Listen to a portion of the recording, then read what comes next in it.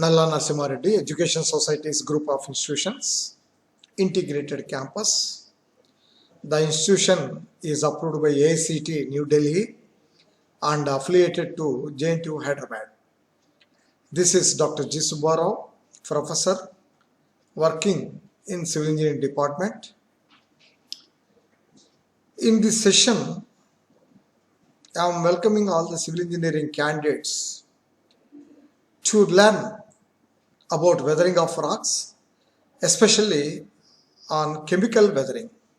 In the previous video, mechanical weathering or physical weathering was explained. In this session, chemical weathering is enlightened. Let us start the topic, chemical weathering of rocks.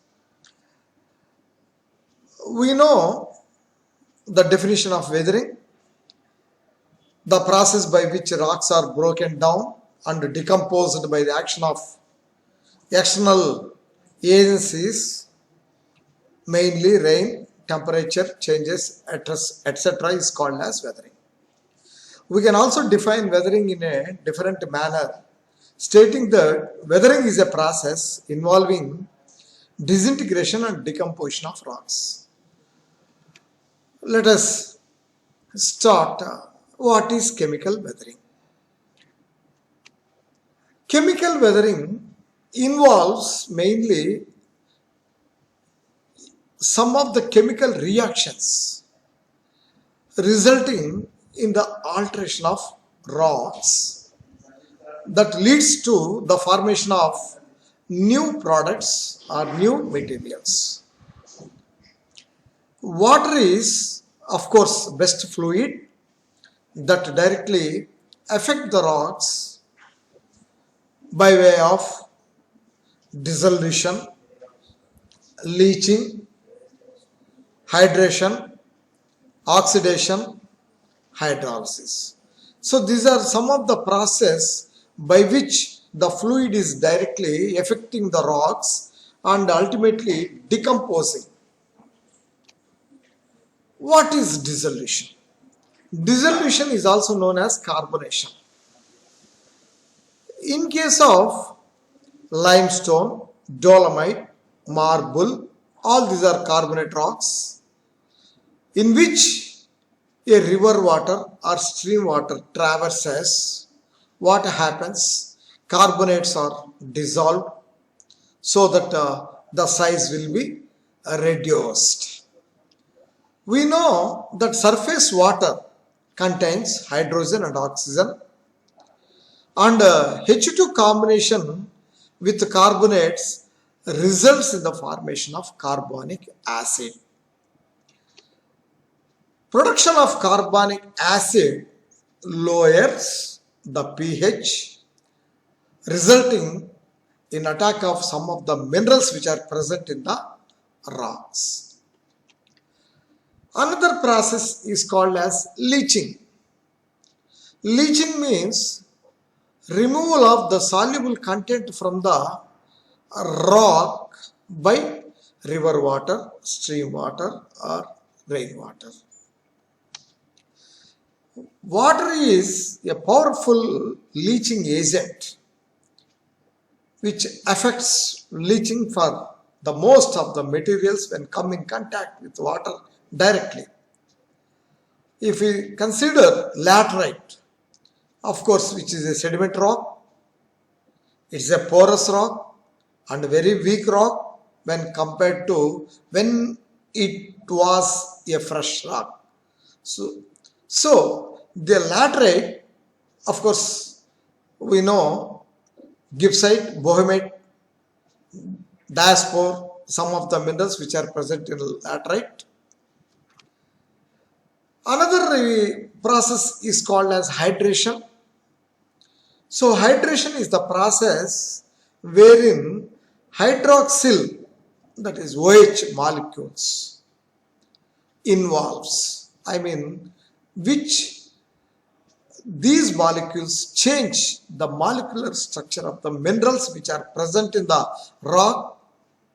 Thereby, some changes are made in the rock by decomposing some of the minerals.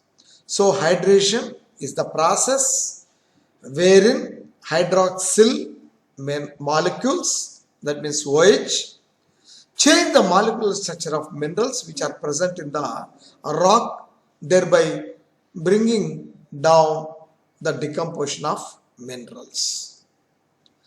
Let us see these two equations.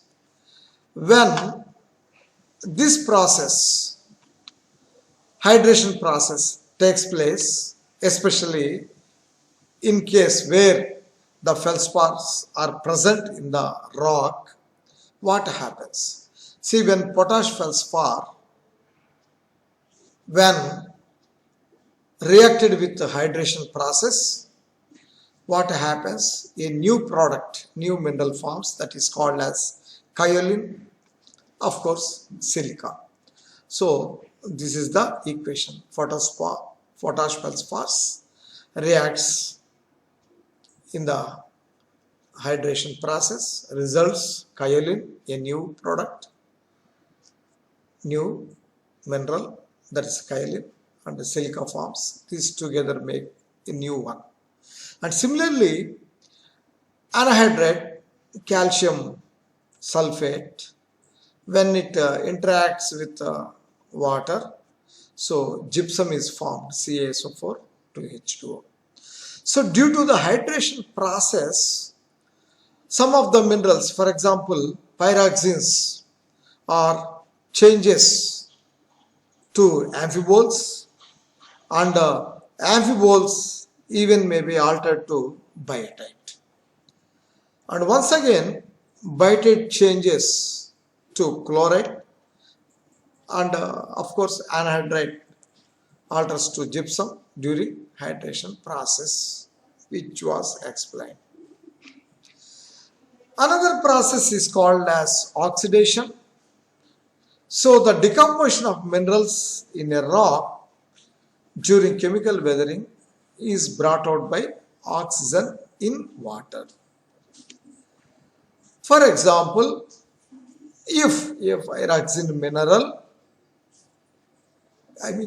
when it is interacted with the oxidation process, so it converts into limonite because of oxidation through the following reaction. So pyroxene FeSiO3, when interacted with the oxygen and water, gives rise to limonite FeOOH and silica SiO2.